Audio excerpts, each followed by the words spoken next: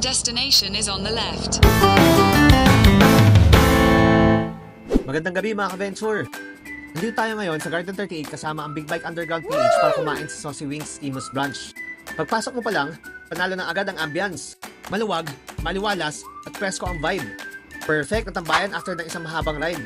At hindi lang yan mga ka-venture, meron din silang bilyaran sa area. Kaya habang naghihintay o pagkatapos kumain, pwede kang mag-chill o maglaro kasama ang tropa. 200 per hour lang dito mga ka-venture sa bilyaran nila. Maganda yung mesa, maganda yung taco at naka-aircon pa. At ito na, umorder na ako ng shawarma rice with 4 pieces chicken. Grabe mga ka-venture, super sarap. Malasa yung shawarma rice, juicy at saucy yung chicken. Tapos ang mura pa, sulit na sulit talaga. Thank you po. Grabe, sarap. Halo. Kanin pa lang, sobrang sarap na, grabe. Dalawa sa ayos sa Pasay, parang namin.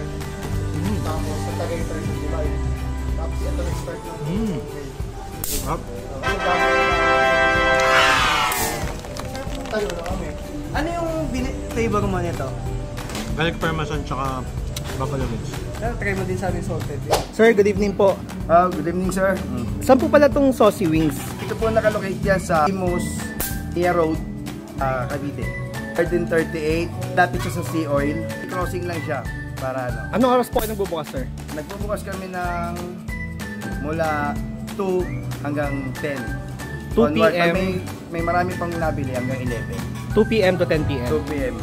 Okay po. Thank you, sir. Thank you sir. Kung hanap nyo ay masarap na pagkain, chill na vibes, tambayang maluwag, Saucy Wings sa Garden 38 Imus sa sagot. Hanggang sa susunod na kainan at biyahe mga ka-venture. Palike, follow and share na rin. Salamat!